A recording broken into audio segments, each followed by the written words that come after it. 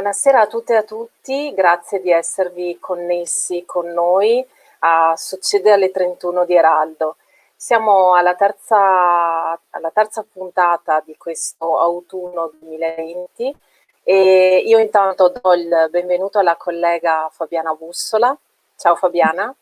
Ciao Elena, grazie Ah, di avermi coinvolta in questo progetto.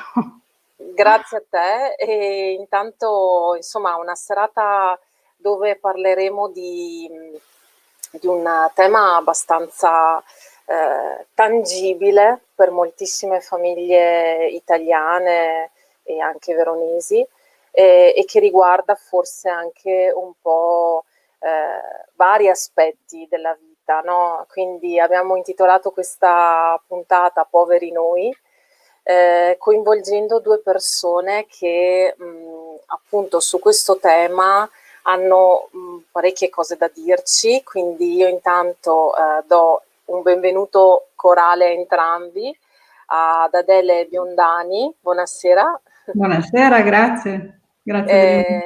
Adele Biondani è presidente del Banco Alimentare Veneto e ad Alberto Sperotto, buonasera. Buonasera a voi, grazie. Vicepresidente della Ronda della Carità, appunto la Onlus Scaligera, che poi insomma ci racconterà come stanno vivendo in questo momento e anche quest'anno i senza fissa dimora in città. Allora, io intanto pensavo di cominciare con Adele Biondani, quindi poi reintrodurrò Fabiana e Alberto per un dialogo, perché vorrei appunto parlare subito con Adele di una iniziativa molto importante che tra l'altro è molto vicina, che è la giornata appunto della colletta alimentare. Quindi Adele, se ci vuoi raccontare un po' di cosa si tratta e ricordare quando comincia e come le persone possono essere coinvolte in questa vostra appuntamento annuale. Allora, innanzitutto quest'anno la giornata della colletta alimentare cambia forma ma non sostanza. Purtroppo questo è un anno in cui tutti noi abbiamo dovuto rivedere le cose a cui eravamo abituati e una di queste è stata appunto la colletta del Banco Alimentare. È la 24esima edizione questa, avremmo potuto dire non ce la facciamo perché il rispetto delle norme, il rispetto anche della sicurezza dei nostri volontari e dei nostri sostenitori viene prima di tutto in tutto e quindi la possibilità era dire vabbè, senti, quest'anno le condizioni non ci sono, non si possono fare, però era una sfida che non potevamo lasciare così da parte, perché in un momento in cui tutti siamo chiamati a stare da soli, fare un po' il punto di quella che è un gesto di solidarietà che è sempre stato riconosciuto negli anni come un gesto concreto di solidarietà e di aiuto alle persone, non poteva venir meno. E quindi ci siamo inventati una formula dematerializzata che sostanzialmente trasforma quelli che sono i prodotti che normalmente i clienti dei supermercati offrivano all'uscita del supermercato, li trasformano in card. Queste card saranno alle casse, saranno nei totem vicino alle casse, sono 3 tipi di card da 2, 5 e 10 euro ciascuno e che corrispondono ad un kit alimentare che sarà poi consegnato ai singoli banchi alimentari regionali finito il periodo. Chiaramente anche qui non potevamo immaginare di fare una cosa solo in un giorno perché proprio per il rispetto anche delle norme di accesso ai supermercati e quant'altro, visto che quando è stato pensato questo evento non sapevamo come sarebbe stato il 28 novembre, abbiamo chiesto di poter fare un periodo più lungo, quindi inizia il 21 di novembre e finisce l'8 di dicembre, con una giornata particolare che è il 28 novembre, che sarebbe il giorno effettivo della colletta alimentare, dove se sarà possibile ci saranno dei nostri volontari all'entrata dei supermercati che ricorderanno che è la giornata della colletta alimentare. Dopodiché ci saranno anche la possibilità di acquistare queste card online attraverso il nostro sito, oppure c'è la possibilità con Amazon dall'1 all'8 dicembre di acquistare anche qui dei prodotti destinati alla colletta alimentare. Questo è un po' quello che ci siamo inventati per poter dire ci siamo. Vogliamo ricordare a tutti che è importante sostenere chi oggi è in difficoltà, però lo possiamo fare in questa forma. Questa è la forma che abbiamo trovato e spero che sia condivisa da molti. Delle, una parola, più parole forse, per questo anno 2020 che ci sta mettendo a dura prova sia a livello ovviamente sanitario, ma anche sociale, anche economico.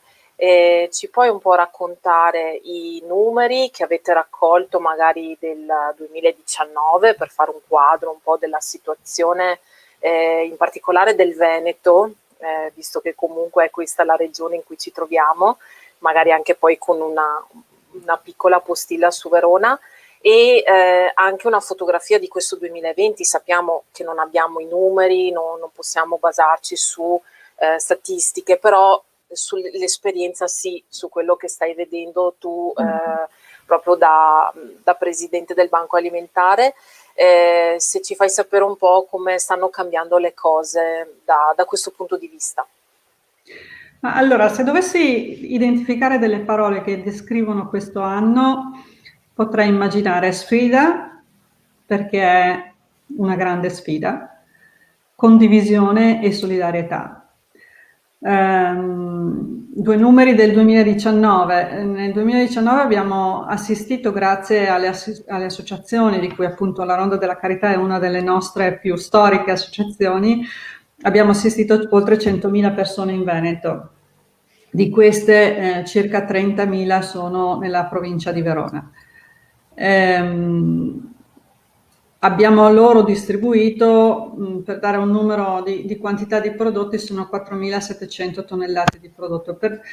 Questo non sono prodotti in scadenza, sono prodotti che sono perfettamente commestibili, prodotti che sono magari prove di produzione piuttosto che errori di produzione. Può essere una grammatura sbagliata stampata sull'etichetta, piuttosto che banalmente abbiamo ricevuto, per esempio, un caso pazzesco: abbiamo ricevuto una grande quantità di passata di pomodoro che era stata prodotta per conto di un marchio importante, che però era stata sbagliata la ricetta, per cui il gusto della passata non corrispondeva a quello che il marchio, per cui il marchio era riconosciuto, ma la passata era perfetta. Quindi non poteva essere venduta perché avrebbe leso le caratteristiche del marchio della passata, ma la passata era perfetta. Quindi tutti questi prodotti sono quelle 4.700 tonnellate di prodotti che sono stati distribuiti a queste persone in difficoltà. Chi sono queste persone? Sono le persone che sono assistite dalla Caritas, dalla San Vincenzo, dalle mense per senza fissa dimora, da tutte quelle realtà di volontariato. E devo dirvi che veramente è pazzesco il tessuto di volontariato che c'è sul territorio veneto. Abbiamo un tesoro che è inestimabile ed è una scoperta ogni giorno. Assistono persone che possono essere sì lo zoccolo duro di quelli che normalmente sono assistiti quotidianamente, però di fatto ci sono anche persone che, e soprattutto questo negli ultimi anni l'abbiamo visto, sono persone che erano in una vita pressoché normale fino a qualche mese fa, e poi per un banale incidente di percorso, che può essere la perdita di lavoro di uno piuttosto che una malattia, questa cosa si sono trovati a non avere il cibo da mangiare, quindi chiedono aiuto. Questa situazione, devo dire, si è poi amplificata nel 2020. Quindi il 2020 è sfida perché chiaramente noi siamo basati tutti sul lavoro dei volontari, e questo vuol dire che quando c'è stato l'obbligo per gli ultra 65enni di restare a casa, abbiamo dovuto chiedere ai nostri volontari di restare a casa. ma questo voleva dire inventarsi qualcosa di nuovo per poter continuare a mantenere la nostra attività. Non ci siamo mai fermati perché per noi era assolutamente importante che il nostro prodotto arrivasse a chi era in difficoltà, perché tanto più in una situazione di lockdown, chi non può andare a fare la spesa al supermercato non lo può fare in nessun altro modo, quindi dovevamo sostenerlo. E l'altro aspetto che spesso si sottovaluta è che nelle famiglie in difficoltà, quando il bambino non va a scuola, gli manca il pasto completo della mensa, e questa è una cosa che risultava sempre più evidente soprattutto nei mesi di marzo e aprile, e queste sono cose che a me fanno venire i brividi, perché se ci si pensa sono persone vicine di casa che, ripeto, fino a qualche tempo fa avevano una vita pressoché normale, se possiamo chiamarla così, e che poi si trovano di punto in bianco a non avere di che dare da mangiare ai propri figli. Quindi ci siamo dovuti reinventare il nostro modo di lavorare e cercare, e per questo che dicevo condivisione, di condividere con le strutture di carità questo problema. Quindi lavorare insieme per poter trovare una soluzione, per dare continuità al nostro lavoro. Adele, una domanda prima di passare la parola, già una domanda dai nostri ascoltatori. Quando una famiglia, passami il termine, normale, non ce la fa, come hai detto tu, si hanno dei figli a casa, si devono fare i pranzi, le cene, le colazioni, come riuscite ad intercettare quelle famiglie se comunque per una questione anche insomma di orgoglio, pudore, non si recano poi nelle strutture? Immagino che voi riusciate a come dire, rispondere alle richieste delle varie strutture come Caritas, come Ronda e qualsiasi altro tipo di associazione, ma avete anche nuovi canali per arrivare a famiglie magari italiane, voglio dire, vicini di casa che sappiamo essere in difficoltà, o c'è un modo magari per chi ci sta ascoltando per connettersi a voi o alle realtà che supportate?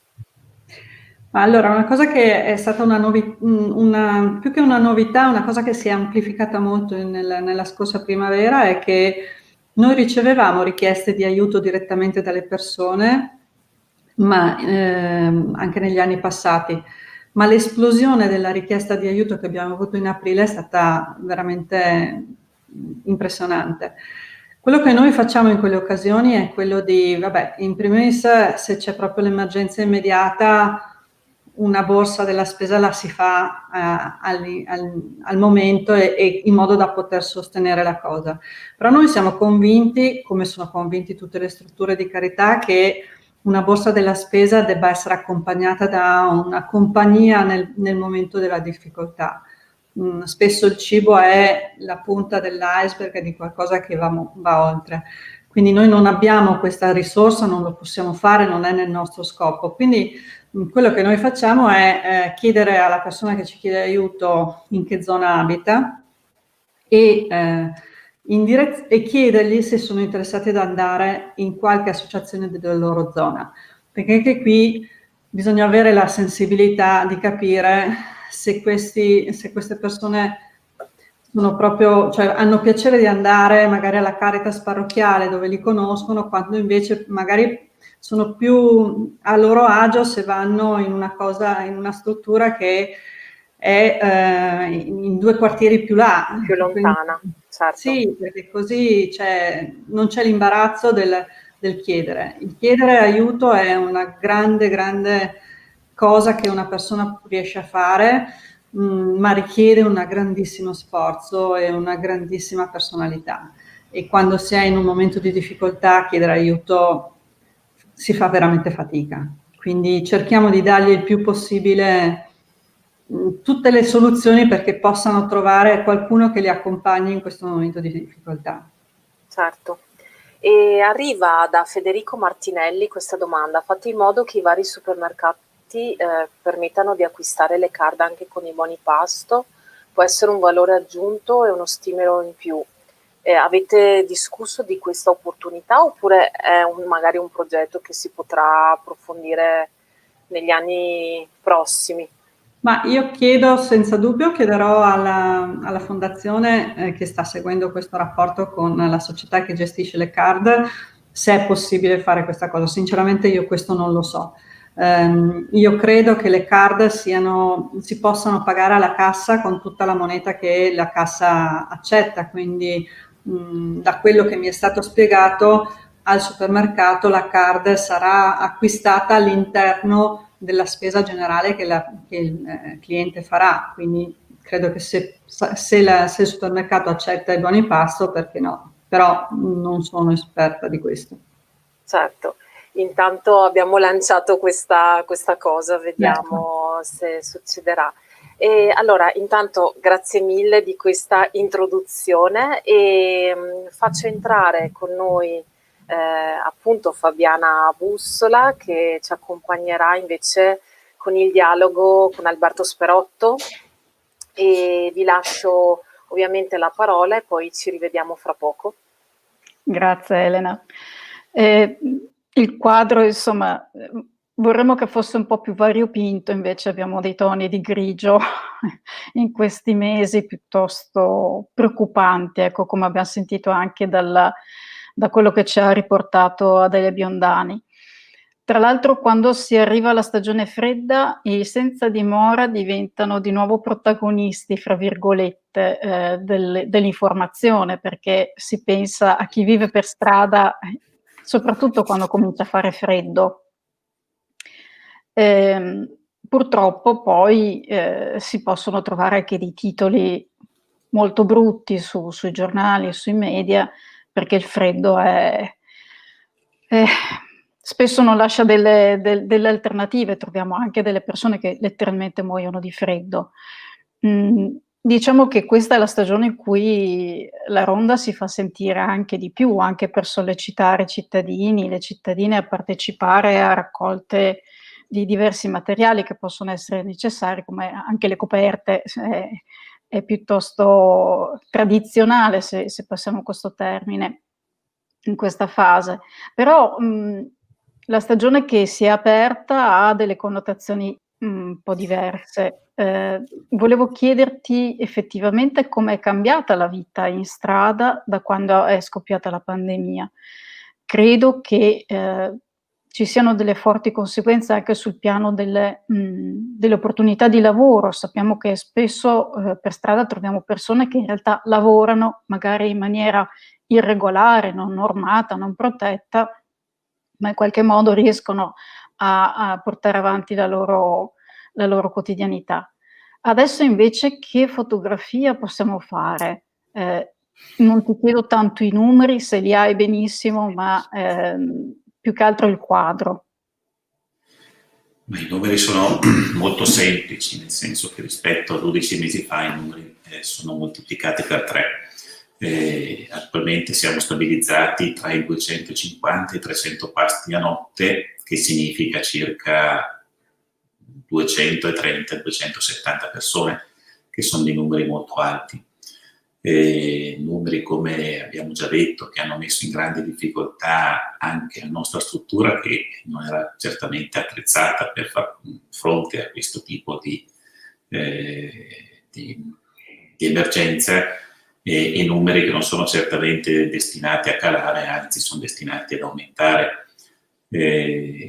Non caleranno di molto quelli che entreranno nei dormitori, perché il numero di posti letto messi a disposizione non saranno molti di più di quelli attuali, appunto per il contingentamento dato dall'emergenza Covid. E oltre a questo c'è in previsione, se ne parla nell'ambiente da un po' di tempo, di un grande numero di persone che dovrebbero uscire dai centri di accoglienza e di fatto poi riversarsi sulle strade di Verona. La fotografia in senso generale non è tanto diversa da quella del pre-Covid come percentuale di persone, quindi migranti, straniere, comunitarie, veronesi e italiane, se non moltiplicate per un numero che le moltiplica per 3. E questo chiaramente a noi preoccupa un poco, preoccupa perché come dicevi te, a Verona difficilmente si muore di fame, nonostante che sia che questo è un problema, perché il lavoro che fa il banco alimentare è un lavoro importantissimo, come è importante tutto il lavoro che viene fatto dalle varie mense diurne e certamente l'attività nostra della distribuzione di pasti. Però a Verona si muore di freddo e i numeri delle persone morte di freddo sono troppo alti, perché morire di freddo in un paese del G8, in uno stato che si chiama Italia, in una regione ricchissima che è il Veneto, e nel Veneto a Verona è una cosa che non ci si può assolutamente permettere.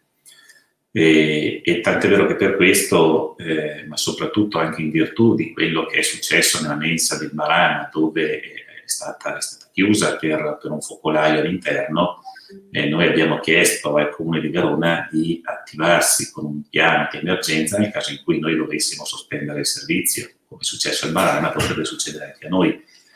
E non si tratta solamente in tal caso di non portare una cena, ma si tratta in tal caso di togliere un lavoro di presidio che noi facciamo fondamentale di notte, di incontrare le persone, verificare lo stato di salute e portare qualcosa perché si possano scaldare.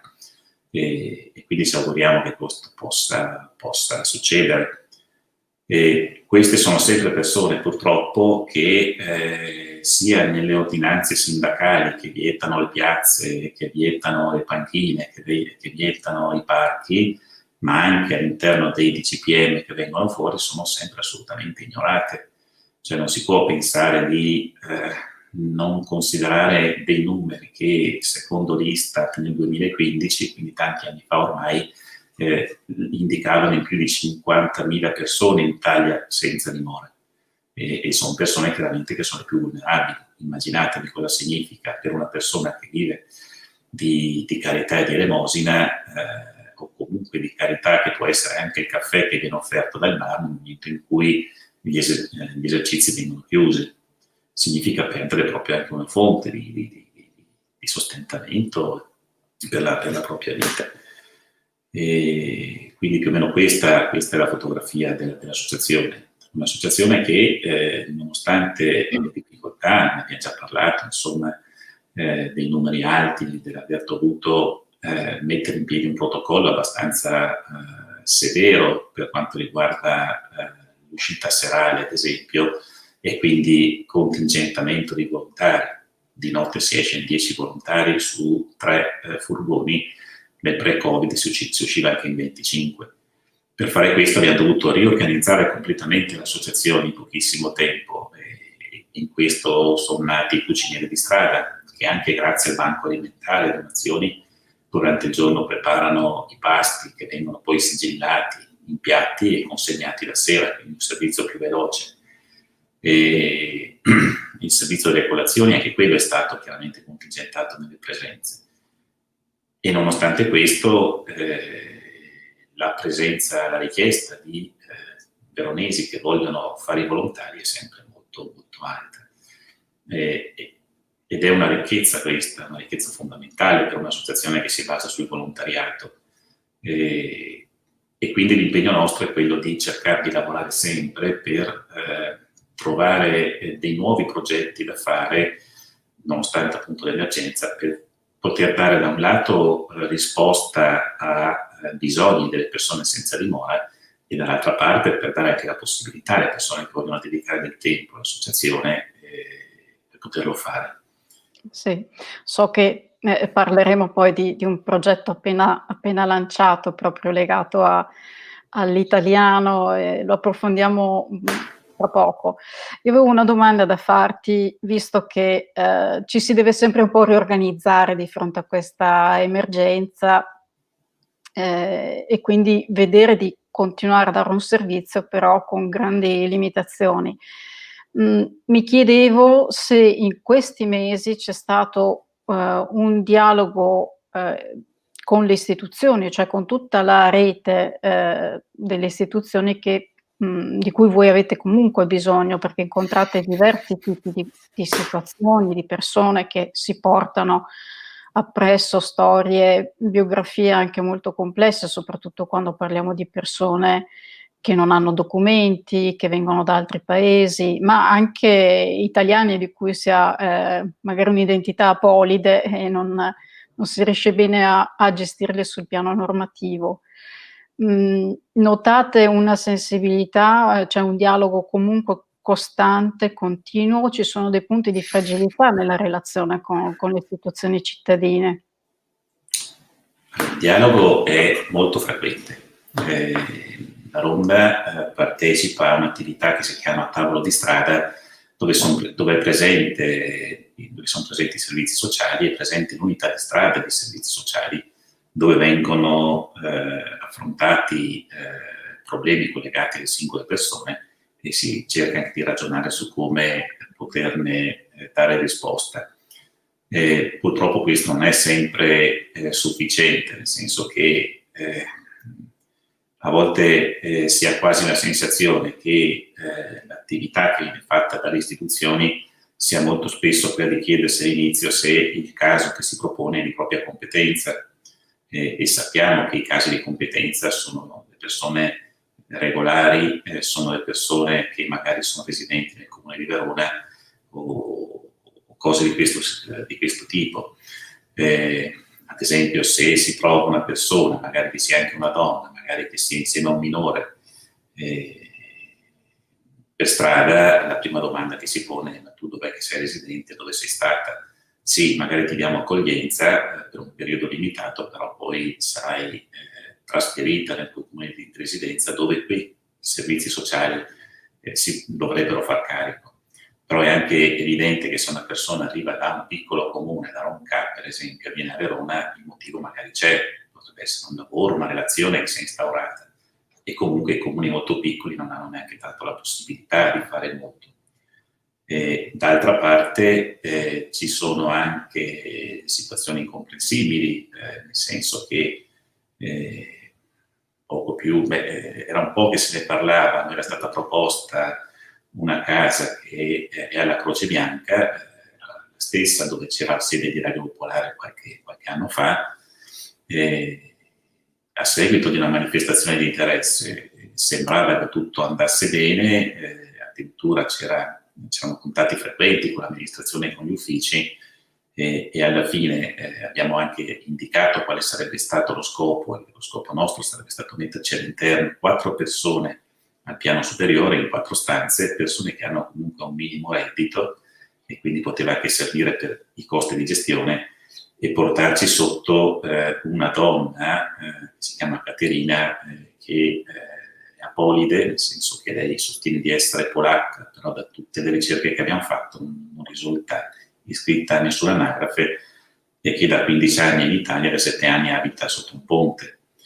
E quella casa improvvisamente, cioè il giorno prima sembrava fosse nostra, dopodiché il comune ha deciso invece di venderla.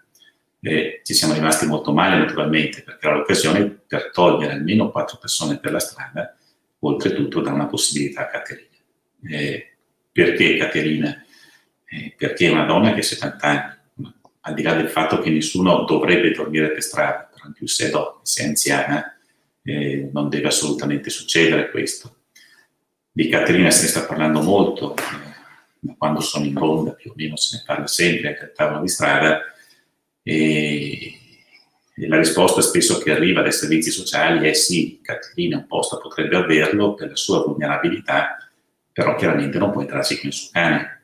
E si sa, cioè per una persona che ha un animale in famiglia, un cane è un pezzo della famiglia, un pezzo della famiglia importante, e se una persona non ha una famiglia, il cane è la sua famiglia.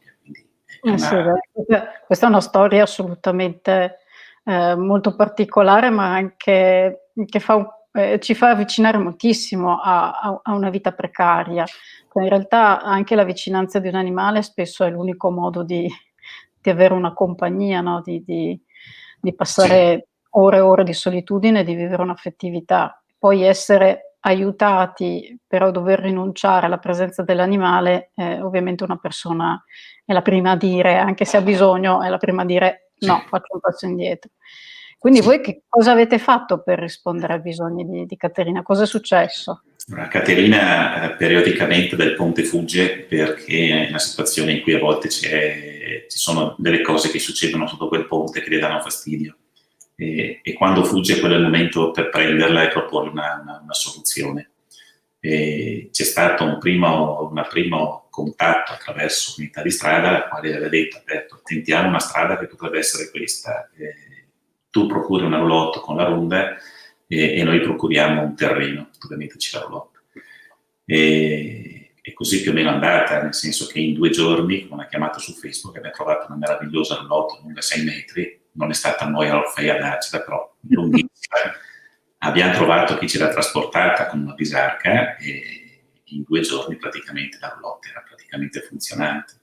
Il problema è che il terreno non è arrivato e quindi l'abbiamo per il momento depositata nella nostra mensa, all'esterno c'è un piazzale, pulita e sistemata, collegata alla corrente. Adesso in questo momento Caterina è nella sua casa felice e contenta e crediamo che questo possa essere una possibilità per lei. Siamo convinti che neanche una roulotte possa essere un luogo dignitoso per una persona di 60 anni, però almeno in questo momento è via dal dormire per terra e via dal ponte, via da situazioni di violenza, ed è con il suo cane.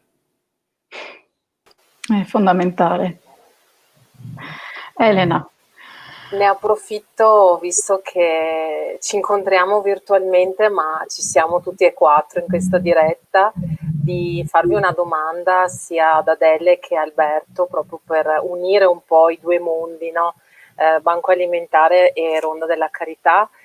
Se potete darci un po' dai vostri punti di vista, da quello che vivete, sia con i vostri volontari, come appunto vi state muovendo, anche come, voglio dire, un appello magari, no, alle persone che ci tengono a fare qualcosa, perché in questo momento di isolamento a volte si ha quasi ancora più voglia magari di in qualche modo essere presenti, aiutare o comunque costruire qualcosa che non finisca con un'emergenza o semplicemente con una situazione.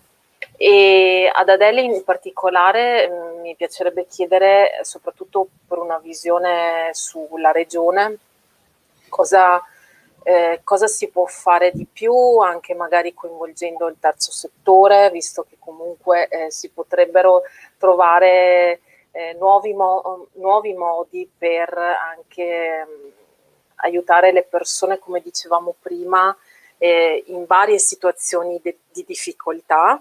E ad Alberto invece sulla situazione di Verona città, rispetto a norme anti-Covid, come ci si può, insomma, quale futuro, no? Diciamo per chi ha voglia di supportarvi e di starvi vicino in questo momento. Quindi insomma, se vuole partire Adele sulla situazione del Veneto e poi ad Alberto sulla situazione della città di Verona. Ma allora, innanzitutto vorrei fare una premessa che a me, cioè io continuo a spingere tantissimo su questo concetto. Per me il banco alimentare non esisterebbe, non avrebbe senso di esistere se non ci fossero realtà come la Ronda della Carità. Insieme, e tanto più l'abbiamo visto in questo periodo, insieme possiamo fare veramente la differenza. Il nostro sarebbe un lavoro inutile se non ci fossero loro che giorno dopo giorno affrontano tutte le difficoltà, quelle che appunto stava dicendo, raccontava anche prima, con un coraggio ed una forza che veramente fa i brividi. Cosa sta succedendo in Veneto? Noi abbiamo visto già a luglio un ampliamento delle richieste di più del 20%. I dati che stiamo vedendo in quest'ultimo mese ci fanno pensare che le previsioni che avevamo fatto di arrivare ad una richiesta di aiuto di un più 40% entro la fine dell'anno non saranno così lontani. Anzi, forse ci avviciniamo molto a questo più 40% di richieste di aiuto. La cosa che a me fa, cioè da un lato siamo veramente spaventati da questi numeri che aumentano così in modo esponenziale, dall'altro però dell'imprenditoria veneta o veronese, ma anche delle persone, cioè noi stiamo ricevendo sostegni da parte di persone comuni che ci mandano un bonifico mensile di 10 euro al mese proprio solo per sostenere la nostra attività. Per noi sono forse il segnale più importante, più grande che possiamo ricevere ed è quello che ci dà ancora più forza nell'affrontare tutte le sfide di questi giorni. Ed è quello che cerchiamo di far capire anche a tutti i nostri volontari che purtroppo non possono più venire a fare quello che facevano prima del Covid, perché dobbiamo ridurre il numero di persone in ufficio, perché dobbiamo ridurre il numero di persone in magazzino e quindi dobbiamo chiedere ai nostri volontari di ridurre la frequenza della nostra associazione. E allora anche qui ci si inventa qualcosa per coinvolgerli ancora di più, perché come dicevo prima, in un momento di grande isolamento, la solidarietà e la condivisione della fatica è sicuramente di grande aiuto per chi sta facendo fatica e per chi è da solo. E allora ci siamo inventati per esempio un gruppo di volontari che da casa si impegna a chiamare periodicamente le associazioni per sentire come sta andando, se hanno dei problemi, quali problemi ci sono, aggiornarli sulle nuove normative, sulle nuove esigenze. Cioè, adesso c'è tutta una questione burocratica importante sullo SPID che tutte le associazioni devono fare, per cui anche qui un accompagnamento quotidiano e costante in questo percorso che è assolutamente semplice ma complicato per chi non è abituato a farlo. Per cui usare anche, tra virgolette, usare i volontari che sono costretti a casa nel condividere con le associazioni questa cosa è un qualcosa in più che insomma noi cerchiamo di fare per poter mantenere vivo il rapporto tra tutti, perché ripeto, mai come in questo momento dove tutti siamo chiamati a stare da soli, a stare lontano dagli altri per evidenti necessità di sicurezza, mai come in questo momento è forte la necessità di lavorare insieme e di condividere insieme un percorso. Cosa si può fare di più è sostenere le cose che già ci sono. Realtà come la Ronda della Carità, come i Frati di Barana, come tutte le altre realtà. I Frati di Barana si sono trovati in grandissime difficoltà dovendo chiudere perché stanno tutti, per fortuna qualcuno adesso sta cominciando a star bene, ma hanno avuto delle grandi difficoltà. Il fatto che abbiano potuto direzionare i loro assistiti ad un'altra mensa è un segnale di come un tessuto di persone che insieme lavorano per il bene sociale può fare la differenza. Insieme si fa la differenza, da soli si fa tanto, ma non è mai sufficiente. E Adele, senza crocifiggere nessun tipo di città veneta, ma qual è la città veneta che si è trovata davvero più in difficoltà o che voi avete comunque visto un picco di richieste in più rispetto a una situazione, insomma, rispetto all'anno scorso, se ce lo puoi dire? Ma allora, all'inizio sicuramente il paese di Vibo Euganeo e tutta la zona, la prima zona rossa è stato il momento più critico di tutti. In genere non c'è una provincia che emerge sugli altri, grazie al cielo, insomma il Veneto non è una regione particolarmente povera, anche se, ripeto, i numeri che ho detto prima non sono così confortanti. Una cosa che per noi, per esempio, una cosa che ci siamo trovati ad affrontare, che c'è un po', non ce l'aspettavamo perché non conoscevamo per esempio questa esigenza, è stata che nello scorso lockdown tutte le persone che lavorano in quelle che chiamiamo spettacolo viaggiante, quindi circo, giostre, insomma tutti i parchi divertimento che sono mobili, si sono trovati costretti nel nostro territorio e non potevano più muoversi e non potevano lavorare, ma dovevano mangiare. E questi stiamo parlando solo del Veneto, perché poi abbiamo capito che è stata una cosa successa un po' su tutto il territorio italiano, stiamo parlando solo di Veneto di 600 persone. che siamo riusciti a far assistere grazie al contributo di alcune associazioni che si sono accollate alla loro richiesta di aiuto. Però queste sono realtà che emergono giorno dopo giorno. Certo, grazie intanto ad Alberto. Rilancio appunto un po' la questione cittadina, ma in particolare anche per i vostri volontari, se sono cambiati in questo periodo e se insomma quali nuovi modi si possono affrontare in questi mesi per starvi vicino. Intanto devo dire ad Adele Biondani che è estremamente crudele con noi, perché quando ci parla di SPID, ci parla di DDT da restituire, da trovare in mezzo al marasma che può essere un'associazione, ecco, per cui cercate di non... Non è colpa nostra, non è colpa nostra. Lo so, noi siamo tramite di altrui. Però adesso abbiamo lo SPID anche noi, quindi siamo... Ma quello che è successo è che i nostri più di 230 volontari si sono distribuiti durante la giornata. Diciamo che se la Ronda era fino a circa 2 anni fa prevalentemente attività notturna, dove la maggior parte dei volontari era impegnata nella sera, oltre chiaramente alle attività di logistica durante il giorno, adesso la Ronda comincia alle 7:30 della mattina e finisce a 1 di notte. E questo secondo me è stata la scommessa e la fortuna, quindi interessantissimo quello che ha detto Adele di far lavorare tra virgolette smart working dei volontari, ma perché anche noi abbiamo tante cose che si potrebbero fare da casa e quindi l'idea è molto interessante, perché immaginiamo che dietro all'attività della Ronda significa anche riuscire a trovare finanziamenti per farla funzionare, e la Ronda è un'associazione costosa. E solamente il partecipare a bandi e poi rendicontare i bandi, come è giusto che sia, però per rendicontare bisogna trovare la fattura e trovare anche il documento del pagamento, è un lavoro. E va detto però che, come diceva sempre Adele, i segnali di solidarietà di Verona sono stati assolutamente sorprendenti.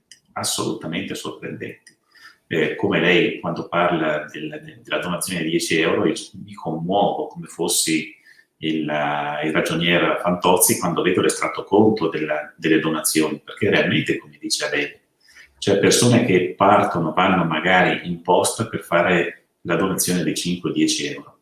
Assieme a questo chiaramente poi ci sono altre associazioni che ci appoggiano, e questo ci commuove ugualmente, perché quando abbiamo saputo di un'associazione di infermieri di un ospedale che ci ha fatto una donazione in periodo Covid, questo ci ha aperto il cuore. Tant'è vero che il nostro cuoco ha preparato una torta e siamo andati in ospedale a portare la torta preparata con le mele del cuoco. E quindi quello che noi abbiamo fatto è stato aumentare il numero di attività.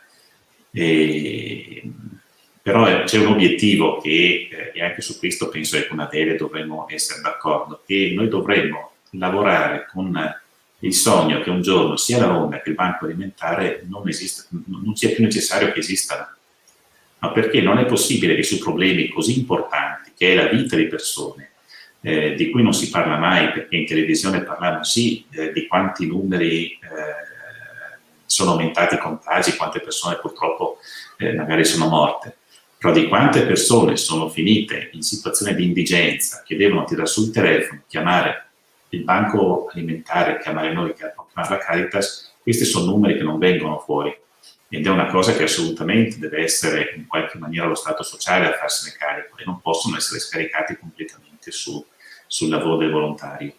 Però ecco, al di là di questo, lavorare perché questo fenomeno non esista. Da parte nostra siamo convinti che riusciremo a non trovare più nessuno per strada se riusciremo a mettere in piedi dei percorsi di inserimento lavorativo innanzitutto delle tante persone che sono per strada. È una cosa molto interessante che è successa in questi giorni, con la Confindustria veronese ci ha chiamato perché aveva delle coperte da darci, e nell'occasione ho detto: ma guarda, tanto tempo che stavo pensando di parlarvi assieme, perché io sono convinto che creare un osservatorio sulla provincia di Verona per vedere quali sono le professionalità di cui le aziende hanno bisogno e di conseguenza creare percorsi formativi per queste persone sia una soluzione che risolve un problema di un bisogno di un'azienda e dall'altra parte togliamo dalla strada delle persone. E dopo pochi giorni sono stato contattato appunto da chi si occupa della formazione in Confindustria, il quale sarà raccontato che con un finanziamento regionale dovrebbe partire un percorso di formazione per operatori di magazzino. Ed è interessantissimo questo. Partner di progetto ci saranno 14 aziende importanti di Verona, quindi vuol dire che chi comincerà a lavorare all'interno di questo percorso probabilmente verrà assunto. Rimane tutto un problema collegato al discorso dei requisiti, perché bisogna essere over 30, nessun problema, bisogna essere disoccupati, non c'è nessun problema, bisogna essere residenti nel comune di Verona, e questo può essere un problema perché le persone senza dimora perdono la residenza, però in quel caso io vorrei andare all'anagrafe con 10 persone dicendo: se voi mi date la residenza nella rete fittizia di queste persone, queste potranno poi partecipare a un percorso formativo e non essere più un peso per i servizi sociali della nostra società. E queste sono quelle provocazioni che noi dobbiamo fare. E quello che noi dobbiamo fare è cominciare nei confronti delle amministrazioni a non essere più dei volontari che vanno a chiedere gentilmente delle cose. Però se questo è un diritto, sono delle cose che noi dobbiamo pretendere nei confronti delle amministrazioni. Loro hanno personale molto qualificato, hanno anche grandi finanziamenti ed è giusto che vengano in qualche maniera a sostegno di queste realtà. L'esempio di Caterina è molto semplice, bastava poco. In una settimana Verona è riuscita a risolvere questo problema. La roulotte, il trasporto, il posto e la corrente. E nel caso in cui avessimo delle persone alle quali bisogna dargli la residenza, e questo è un problema che deve essere veramente affrontato e bisogna pretendere che questo avvenga. Vi condivido la lunga riflessione di Armando Petrosino. In Soldoni chiede come valutate il ruolo dei giovani rispetto a quello di qualche decennio fa per quanto riguarda il volontariato, se è un valore riconosciuto dalle giovani generazioni oppure la situazione sta peggiorando, ovviamente dal vostro punto di vista, delle vostre realtà. Quindi se avete appunto dei volontari giovani e qual è insomma la vostra percezione. Chi parte? Sì, Adele, scusami, parti tu. Allora, io credo che l'esperienza che abbiamo noi è di tanta sensibilità da parte dei giovani nei nostri confronti. Purtroppo quest'anno sarà meno evidente perché la giornata della colletta alimentare appunto non sarà fisicamente nei supermercati, però gli altri anni i giovani erano sempre in prima fila e anzi negli ultimi anni il nostro problema era riuscire a trovare un turno per fargli fare l'esperienza della giornata della colletta alimentare.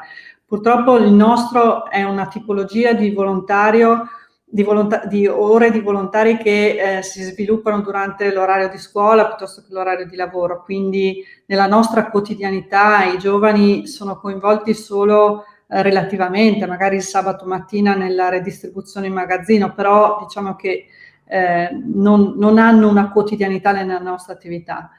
Ma la sensibilità che noi abbiamo visto, per esempio durante il lockdown, di aiuto e sostegno nei nostri confronti anche da parte dei giovani, perché appunto non potendo usare i nostri volontari storici nella turni di magazzino, dovevamo comunque fare il nostro lavoro e c'è stata una grandissima disponibilità di persone che si sono offerte di venirci a dare una mano. Quindi per me i giovani sono, chiaro, non si può parlare in termini generali di tutto, però l'esperienza che noi viviamo è di una grandissima disponibilità. Alberto, dal tuo punto di vista? Confermo anch'io. Ieri sera abbiamo fatto una serata informativa e ne facciamo circa una ogni mese, che diventa mese e mezzo perché chiaramente il Covid non rende tutto non rende più semplici le cose. E anche ieri sera avevamo 38 persone che partecipavano, un mese fa erano più di 40, quindi quando la Ronda fa delle chiamate le persone vengono. E posso confermare che la grande maggioranza sono giovani e posso anche dire che la maggioranza sono anche donne, studentesse universitarie.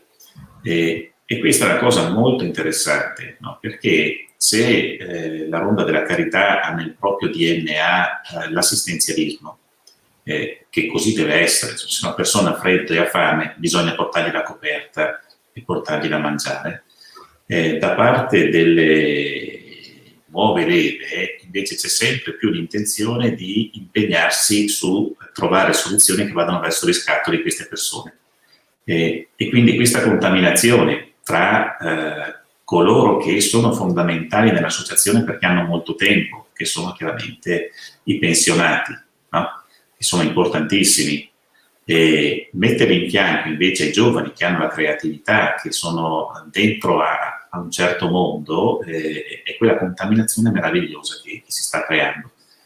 Tant'è vero che certi progetti si possono fare perché ci sono i giovani. Cioè, per me, quando vedo Eleonora, che è una ragazza che avrà 25 anni, con le unghie pitturate di rosso, il sabato mattina che va nella ciclofficina ad aggiustare le biciclette, mi sembra una cosa meravigliosa, ma dove invece ci si aspetterebbe magari il pensionato che va lì piano piano, invece è lei che ci va, perché per lei è importante quel tempo, passare quel tempo insieme alle persone per instaurare delle relazioni.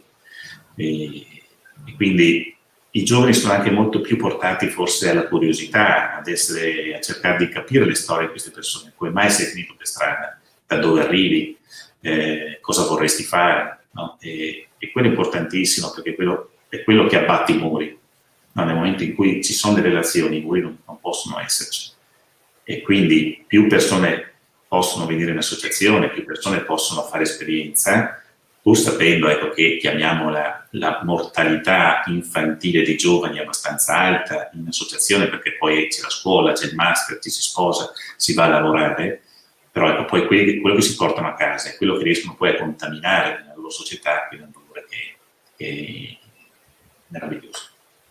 Grazie Alberto. Mi permetto, scusami Elena, perché ascoltando Alberto mi ha fatto venire in mente un aspetto che sicuramente, oltre a fare un servizio che in genere sollecita molto l'interessamento dei giovani, però anche la Ronda dà tanti stimoli ai volontari, perché nel tempo avete messo in piedi dei progetti veramente molto interessanti. Dicevi tu della ciclofficina, ma c'è anche il barbiere di strada, diciamo, questo servizio che è anche un motivo di incontro, non è soltanto il servizio in sé, è proprio di conoscenza, di modo per creare relazione. Ce n'è uno nuovo di progetto che lo state lanciando, promuovendo da poco, che si chiama Blabla Ronda. Ci spieghi brevemente di che cosa si tratta? Blabla Ronda è abbastanza facile. Molte persone che vivono per strada sono migranti, persone che hanno bisogno di conoscere la lingua italiana se vogliono restare in Italia, ma soprattutto se vogliono trovare lavoro. E molto spesso non è la priorità per loro trovare lavoro, la priorità per loro è sopravvivere, trovare un lavoretto, andare a tirare giù le olive. E a volte è un po' complicato spiegare a loro che se tu fai un corso di italiano, quell'italiano ti permette di avere un attestato e poi questo ti potrebbe servire al di là della crescita professionale, ma anche per poter avere il rinnovo del permesso di soggiorno in certe situazioni, partecipare al corso di formazione di cui parlavo prima. Ecco, quindi l'obiettivo è quello di fare della conversazione in lingua italiana, suddividendo i ragazzi per conoscenza di base e poi motivarli per andare a partecipare ai corsi, quelli reali che ci sono, e ci sono sia per persone regolari che per persone irregolari. E questo è il Blabla Ronda. Ne abbiamo tanti altri nel cassetto comunque. Ah, bene. Grazie infinite, io vi ringrazio ancora per essere state con noi, per averci raccontato quello che sta succedendo in questi giorni, in questi mesi, nelle nostre città, nella nostra regione, e spero di avervi ancora qui, magari fra qualche tempo, perché è tutto un divenire anche di progetti nel cassetto che spero si realizzeranno molto presto. Intanto do appuntamento ovviamente a tutti a partecipare alla colletta alimentare dal 21 novembre all'8 dicembre e a seguirmi anche insomma attraverso i vostri canali, sito e social. Quindi grazie ancora ad Adele Biondani, Presidente del Banco Alimentare, ed Alberto Sperotto, Vicepresidente della Ronda della Carità. A con il codice SPID. Esatto, mi raccomando, grazie ancora.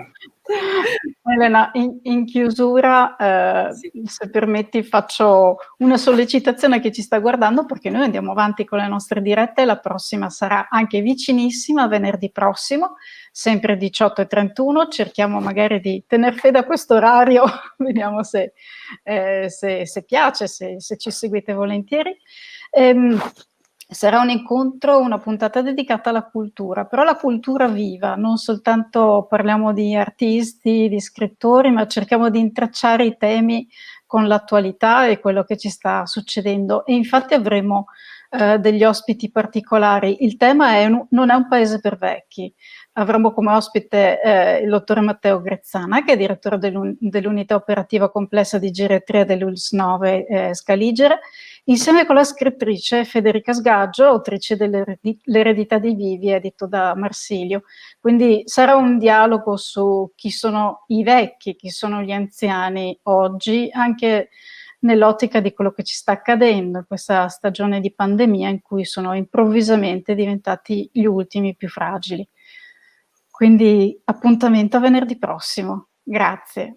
Grazie Fabiana, e io saluto tutte e tutti e coloro che ci stanno seguendo, ovviamente appuntamento a venerdì 20 novembre e appuntamento su Eraldo, sui nostri canali social e sul nostro sito. Buona serata, grazie. Buona serata.